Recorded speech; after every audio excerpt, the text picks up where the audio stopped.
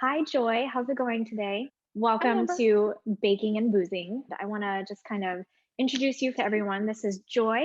We met over in Maui. She is my mentor, my friend. She challenges me, she inspires me. Aloha. I just have to say, I'm so proud of you because this was a challenge just in one of our afternoons together. And I just think you are the most talented person and just the coolest woman. And knowing that you had your blog and, taking so much time each week to bake and photograph and write, I really thought you have such an incredible personality. You need to do this like on camera so we can meet you and see you and see how you do, make it more visual and hear your voice. And just we rolled with it and kind of had a brainstorm. And like we're doing this because you did it. People can have ideas and kind of brainstorm and then it sits on a shelf, but we're here because you made the idea happen. So, Well, it wasn't without objection. I did put up quite a bit of a fight.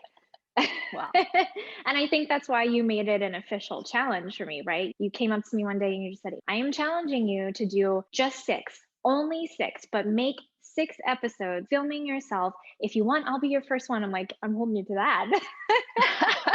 when you sent But the information, it was like Joy will bake. And I'm like, oh, shoot, I'm really going to have to do this because people, I don't cook.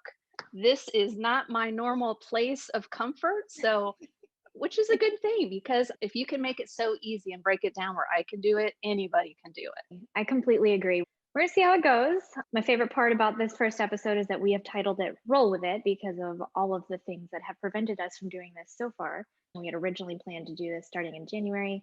The main reason I was not doing video is that I'm just not comfortable. I feel a lot of pressure when the camera starts rolling and I don't know why. But Joy was right there in my corner saying, you know what, if you want to succeed, this is where you need to be. So let's practice. But before we get started, Joy, I do have a few questions that I want to ask you. So you did just touch on this, but I want to ask on a scale of 1 to 10, where would you rate your baking skills right now? 1 to 10, does zero Mhm. count? Like, No. seriously, So, I so don't one, bake at okay, all. yes, I guess we can do zero. So 0 to 10, zero being I never bake, 10 being I'm professionally trained and I make a living out of Yeah, I absolutely don't bake. Like, what does this do? And what is this. it called? When you gave me the list and it's like grams, I thought it was measuring cups. So, really basic starting point here. Well, given the fact that this is not something that you do, how comfortable are you right now? I'm comfortable, and this is part of why it's more comfortable with you Mhm. and really just having a conversation and being real. Like, I'm an amateur, you're a professional, but this is for fun. Like, in the Mhm. grand scheme of everything, this is for fun. And I'm okay to go into this baking process because I know you're going to guide me, Mhm. but I would never do this on my own. I'd rather support local bakers and buy pastries and locally made things versus doing this myself. So, Well, in addition to that, we're also going to do a scale from 0 to 10 this time. Where would you rate your bartending skills? I don't have a big repertoire of cocktails that I know how to make, but I do have Mhm. a few. I'm more of a wine person. I'm actually, I think I'm gonna give you my rating on bartending because it might surprise you. I don't think I'm that great of a bartender. I did bartend a very brief time while I was living in New Orleans. It was actually a distillery that I worked at. We only had like 5 or 6 cocktails that we made with the spirits that we distilled. So okay, well, now that I have picked your brain, I want to talk about this cocktail. Once quarantine happened, I started getting a little more ambitious with the things that I was making. Instead of just pouring myself a glass of wine, I started really focusing on making cocktails at home. When I did that, I also started posting it on social media as a way of reaching out and connecting with people. So I posted that, and Joy saw that I had made this bee's knees and said, I'm going to make that the next time we do Sunday Fun Day, which we haven't discussed Sunday Fun Day. Joy, do you want to go ahead and I don't remember the catalyst, but the concept was just making time for our friendship Mhm.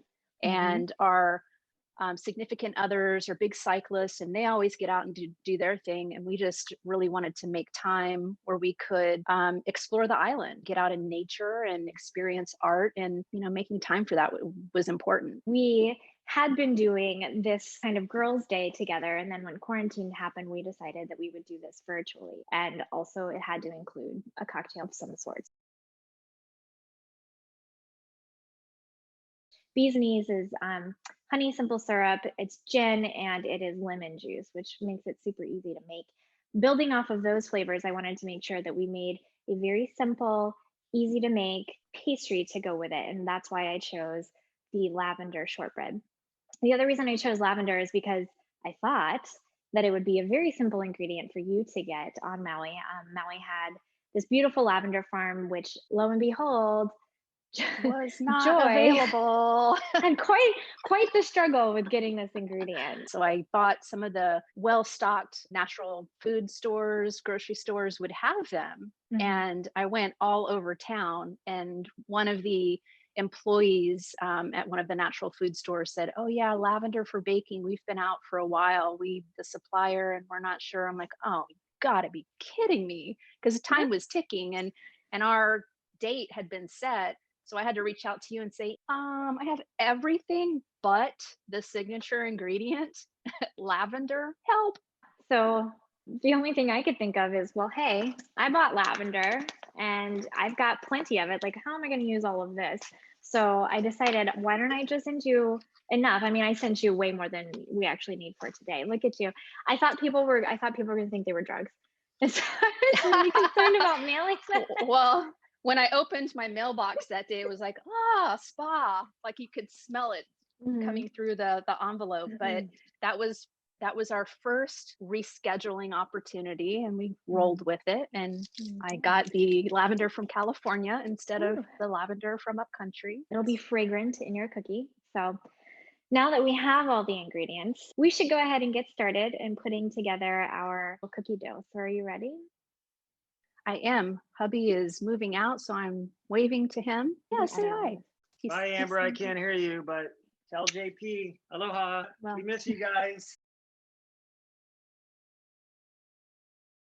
We are going to go ahead and put together our cookie dough, and then we will let it rest in the refrigerator and then start in on our cocktails. so we actually have to go Yeah. through the measuring process. Yes, I will also need to do some measuring. So I'm going to start with my 450 grams of all-purpose flour, and that's just going to go directly into a mixing bowl, 450 grams.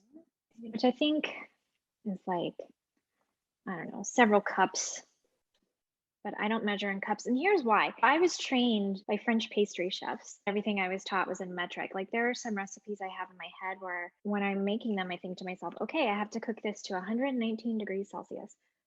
I've never used Celsius in my life before, but that's the way I was taught because it was Europeans who taught me. All of my recipes are in grams, but as far as baking goes, you almost always want to weigh your ingredients. You want to make sure that you have the same amount of ingredients every single time in order to get a consistent product. And if you're off by 1 or 2, is that the end of the world? 1 or 2 is fine. So if you think about it, a paper clip, just an average size paper clip, that weighs 1 gram. So that isn't going to have as big of an effect on your chemistry for your recipe as 100 grams would. But now that we've measured out our flour, I'm going to measure out our butter because we're going to need to beat it until it is light and fluffy.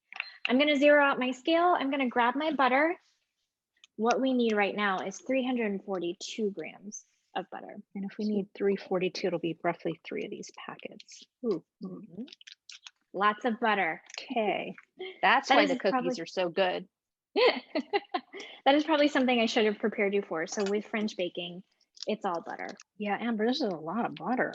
I know. Oh my God. Okay. Yeah. And it's no calories too, right? Yeah, calorie free. It's perfect for any diet that you're on.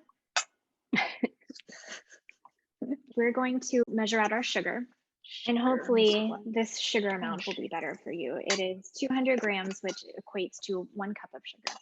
200 grams is coming right up. Okay, so sugar goes into the flour? Bowl. No, it goes in a separate bowl. Okay. Yep.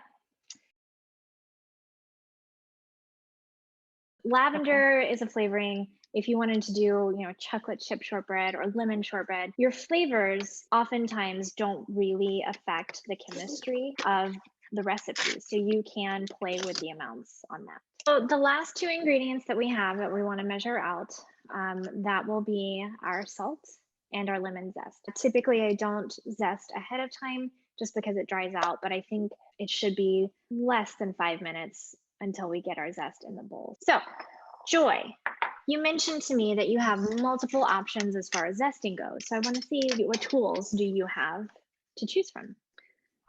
I think A grater. does that count as one? It does. Very nice.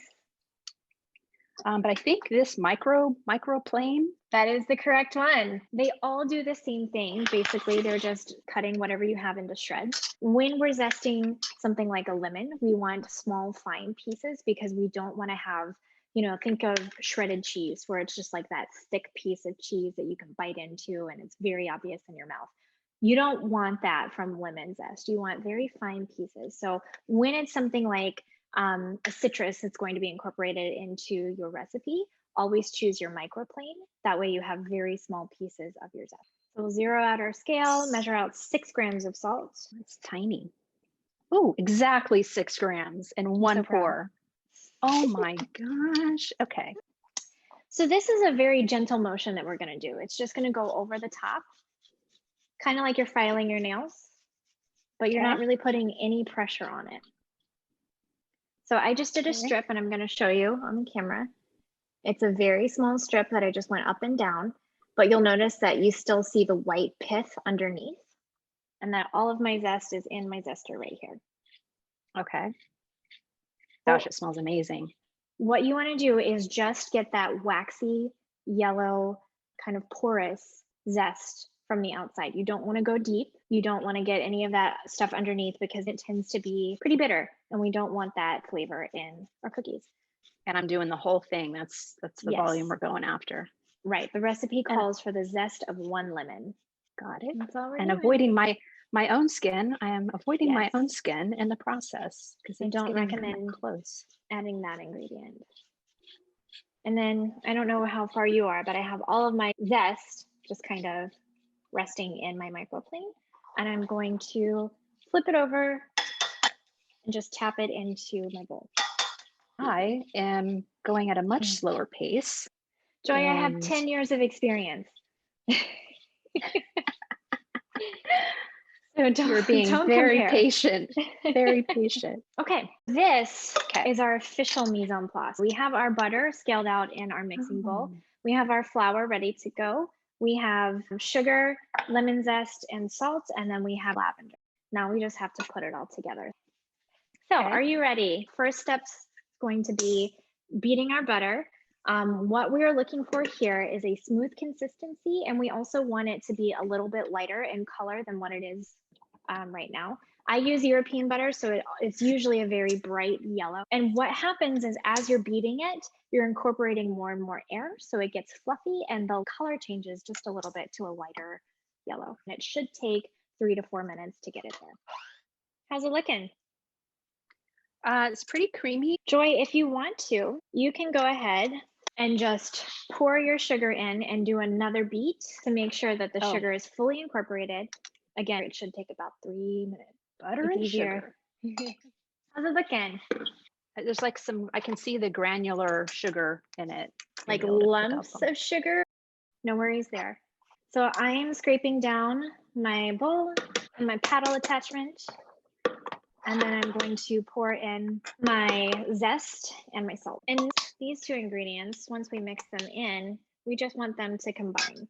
So we don't need like a big beating like we just did. I hate calling it that, but that's really what we did is we beat it. All right, a moment of truth. We're gonna fold in our lavender. I don't think I'm gonna use the full tablespoon. Again, just because I am very sensitive to floral flavors. And I find that sometimes they can be overpowering. So I like to reduce the amount that I typically use. Ooh, it smells so good. How ground is yours compared to mine? Basically, I'm at the point where there's nothing you would crunch into. I, on the other hand, may have some crunch going on, but hey. You may find that you like to crunch your lavender. I am going to attach my bowl back to my mixer right here. And then as I'm mixing on low, I'm going to slowly incorporate the flour. And what we're looking for is for all of the flour to mix in and the dough to come together kind of in a ball shape. All right. So I'm going to hop off camera over to my mixer and start mixing. Okay, we'll be right back. after these messages. And do I do a little bit and blend, do a little bit blend, right? Yes. Okay. What happened? Still some. I might be a gram off now. That's okay. You're gonna be fine. Clearly, I'm an amateur. This is That's where okay. it all is revealed. If you think for 2 seconds that I didn't go through that when I first started baking too, I'm crazy. We all have to start there. Yeah, So. this is changing consistency to much denser. Like a dough, Then maybe? Maybe. Oh, Look that's at you what we're making going cookie for. dough. I know. Wow. Have you smelled it? Oh. Yummy. Also, this is an eggless recipe, and I usually don't push for people to eat cookie dough raw because eggs can contain salmonella and raw flour can contain E. coli.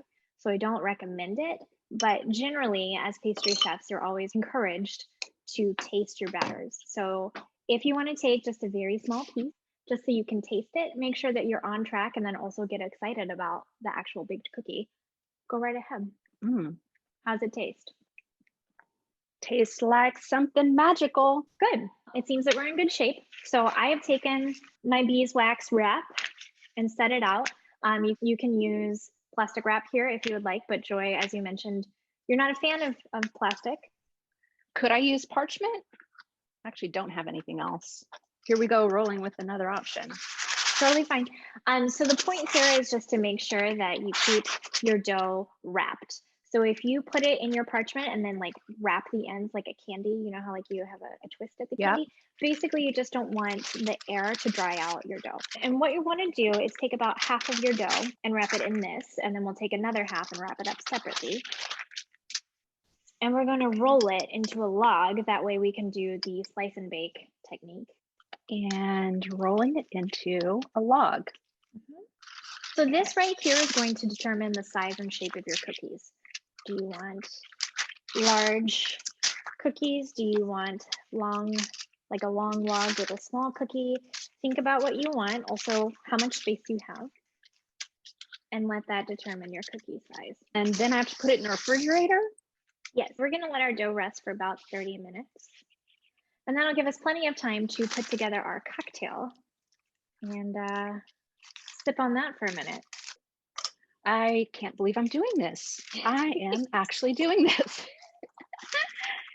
And I would only do it with your guidance because it's so intimidating to all the steps and stages. And this is where I'm really happy you chose to take on the challenge because it makes it easier to see and follow along. And I think one of the things coming out of the pandemic is a lot of people are becoming home cooks that weren't in the past, and they're trying more things because they were for a while stuck at home. And people doing this, trying this is kind of becoming the norm. So I think it's a need to have chefs like you that are approachable and can break it down and teach us is I think a trend that's going to be continuing. So I see a bright future for you in this, Amber. So let me put it in my refrigerator. Oh, that doesn't work. I was going to put it in the refrigerator, and that's kind of oh right. So Joy, where's your refrigerator? What happened? Why can't I put it in my refrigerator? Because it broke. It was the day before we were going to do this last time. We're like, second to last time we were going to do this. Right. Parts are probably another 2 weeks out. So we've been using my wine cooler jacked down to about 40 degrees to act as a quasi refrigerator. But that was challenging because no ice. And I thought I can't make a cocktail with no ice, but we're going to improvise. All right, just going in the wine cooler. All right. Well, let's get on to the main event for us. I think this is what we both really wanted. Let's make a cocktail together. We're going to start with the honey simple syrup, our gin, fresh lemon juice or lemon juice from a bottle, sugar, for the glass if you prefer to put a rim on your glass, and then lemon slices for garnish. Locally made Fid Street gin from Haliti Miley Very nice. Distilling Company.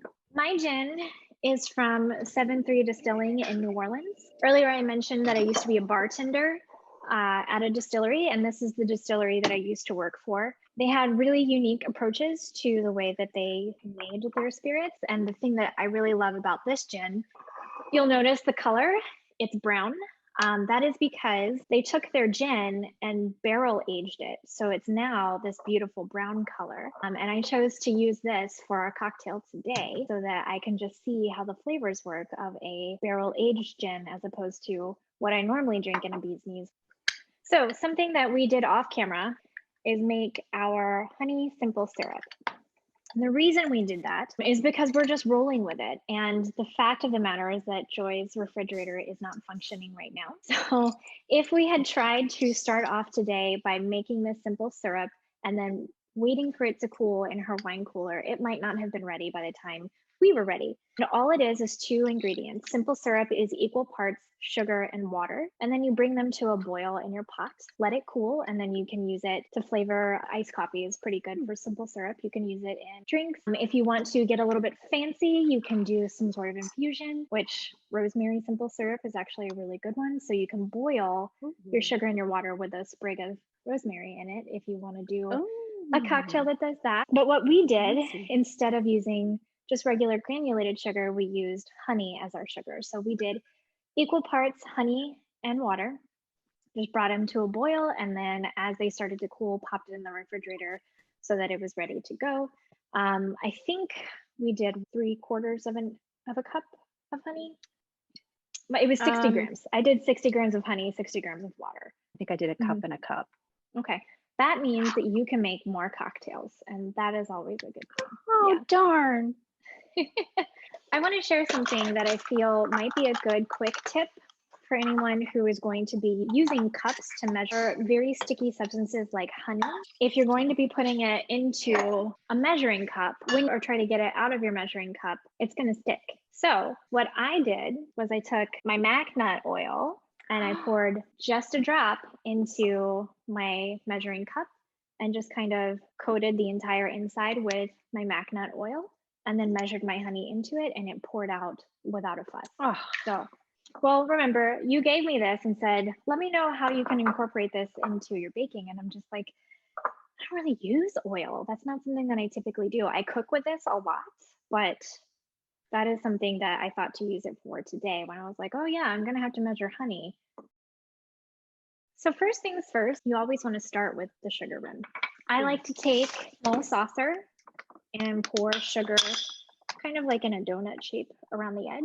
Once your lemon is open, you can rub it around the rim of your glass and dip it in your sugar. I'm going to take my lemon that I zested earlier, and I'm going to cut it in half, and then I'm just going to rub my lemon around the outside of it. And then I'm going to dip it just in that sugar all the way around. That'll give you a nice little rim like that. Beautiful. So since I cut it in half, I'm going to cut a wheel out of this lemon half that I just sliced. Yes, perfect. Get your cocktail shaker. Got some ice. What we're going to do is measure out 3/4 of an ounce of honey simple syrup. So again, if you just have a shot glass, which is all I'm going to measure with, it's about half of a shot glass. And since I already poured my freshly squeezed lemon juice into my shot glass, I'm going to put that in first. Go right ahead. Okay. So it's going to be equal parts of this lemon juice and the honey simple syrup. It smells so awesome. I'm going to put that right into my cocktail shaker. I haven't even opened this bottle, so I'm going to go ahead and open up my gin. 2 ounces of gin, pour directly into a cocktail shaker. I might have gone overboard. Yeah. Oops, this is where, I'm a little over. It's not a problem. Okay. I can't get enough of this. So good. Those are all of the ingredients that go into your shaker. So go ahead and put your top on your shaker. Mine is going to be a little unique because my shaker is a little warped, so it doesn't fit entirely snug. So I'm just gonna shake it gently. Really, the point here is to make sure that your ingredients mix together and that they all get cooled off by the ice, but you don't want to shake it so much that you cause foam. So it's a quick balance of shaking it, but not aerating it. And then we're just going to pour it through the strainer at the top. Again, I'm going to hope and pray that my strainer is snug enough right now. And pour it out. It looks amazing so far, and yeah, yummy. Smells amazing. Ready to taste test it. Cheers, Joy. Happy Sunday fun day. Happy Sunday fun day. What time is it for me? Oh, it's close to noon. That's decent. I feel like we took enough time. I was so concerned about you drinking at 9 in the morning your time. Oh my God, so delicious. So fresh. One of my favorites. You should feel free to sip on this as we continue to work. Most of the time when I'm doing pastries for my blog, just for my blog, not for orders, but when I'm just baking for my blog, I will almost always have a glass of wine because I feel like it takes the pressure off. All right, so I'm gonna go turn on my oven. We're gonna bake at 350 today. We have had our cookie dough in the refrigerator for about half an hour. So I'm gonna get started on that. What I'm gonna do now is grab my baking sheet and cover it with a sheet of parchment paper. Let me ask a question. If I have the macadamia nut oil as well here, could you wipe a little on the tray versus using the paper? Yes, if you didn't have paper? can. And I've done that before, not necessarily with the mac oil, but in general, I don't typically have the spray cans of oil. That's just not something that I use, especially since I have parchment paper. So if you want, take your oil and maybe like a paper towel and just put a few drops, get a nice even coating all over your pan. Wax on, wax off, get it all over your baking sheet. Yeah. Cookie dough is coming out. So I'm gonna unroll it onto my chopping board. So your dough should be not completely hard, but sliceable. And I would say, I don't want to bite into like a sad cookie. So I would say, let's make our cookies a little thick. Something you can do with shortbread cookies before you bake, if you'd like, is roll them in sugar if you wanted to put them in a ball shape. Or you can just roll the whole log in sugar, which will give you a sugared rim that will parallel the cocktail that we made. She tells me this after I've done it. Now, can I sprinkle? Can I do a little sprinkle on top? You can, and with the cane sugar that you have, that'll work very nicely. So the thing about shortbread is that it shouldn't spread too much. I made mine fairly thick, so mine will probably spread. But I'm okay with that because I'm just making these for me, for us. Nice. I like it. No rules. Some basic rules. principles, but roll with it. Roll with it. So I'm going to pop these in the oven. They should take 12 to 15 minutes to bake. Yours, because it's a convection oven, convection just basically means that there's a fan in there and it blows around the hot air, so it circulates better. And with convection ovens, you'll find that things will bake quicker for you than mine. So I'm going to ask you to maybe set your own timer. I have mine on for 12. Maybe we'll check yours at 10. Okay. So you have cookies in the oven and a cocktail in your hand. How are you feeling? This is fun. It's very doable. I think this is the right recipe for me as a beginner. I think the combination and the pairing of the cookie with the cocktail is just super fun. Yeah. Are you smelling your cookies yet? I am. Okay. My chefs always taught us that the nose knows. So typically about halfway through, you want to rotate your cookies, mostly because ovens will have hot spots. Yours won't be so bad because you're on convection, but it is a good idea to rotate halfway through. So let's go ahead and rotate. How are they looking? They look fabulous. It smells amazing. Good. Mine, I'm probably going to leave in for a little bit longer than the prescribed time, mostly because I decided to cut them very thick. How do yours look? I think I'm 10 minutes in and they're getting a little little golden brown around the edges. Golden brown is fine. Brown cookies are good cookies. Let's talk about the brownness of your cookies. They look pretty. I think they're good. Yeah, if they look good, let's pull them. They look really fabulous. Oh yeah.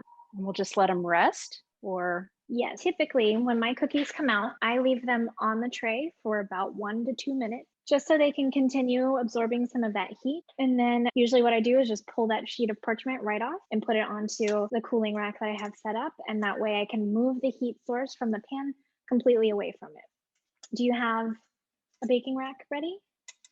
I do. All and I'll have to just go ahead. travel over here. Oh, it comes off very easy with the mac oil. No problem. I'm very glad to hear that. Oh my God, they smell flippin' amazing. Oh, I'm so excited. I'm so excited. Seriously, Amber, these look crazy. I'm glad. They're so lovely. I see the little specks of lavender. The sugar is glistening. How long do they have to stay on the rack? Just until they feel cool. Look at those. Okay, I'll let the rest of them cool. Oh my God. Oh my God. Just the right amount of lavender. It's like a hint of lavender. Cookie cocktail. So I'm going to take a little bite and then take a little sip and see how they go together.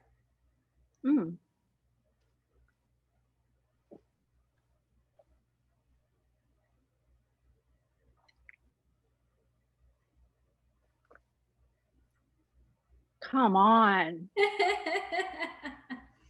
That's so good. The honey. Oh, wow. And that floral from the lavender and the cookie works so well with the florals and the gin. And then the honey really complements the lavender. Yeah. Wow. That's tremendous. And the texture of the cookie is perfect. It's super crisp, like a beautiful crisp, and the flavor is outstanding. And I love that you actually created a pairing, the flavor pairing with these, because it absolutely is amplified and they complement each other perfectly. I think this worked out nicely. And I have a question for you on the remainder of the cookie dough. How long should I just bake them all? If you don't have a reason to bake it now, I would say transfer it to your freezer. I usually only bake a few of my cookies out of my cookie dough batches and freeze the rest until the next time when I need it. So I would say you can freeze it probably up to 3 months. That's fantastic. It could last 3 months in the freezer. It gives, my gosh, it's like a treat anytime. And it's super easy in the oven, 10 minutes.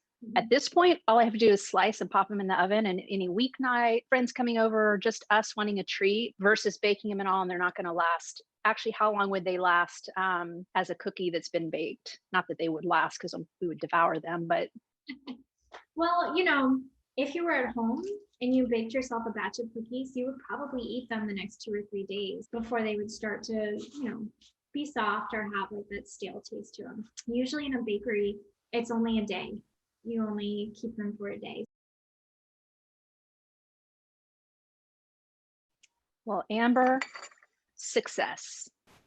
For you to have taught me how to do this and it came out perfect, and to learn a new pairing and to have this time with you, I say mahalo and well done, lady.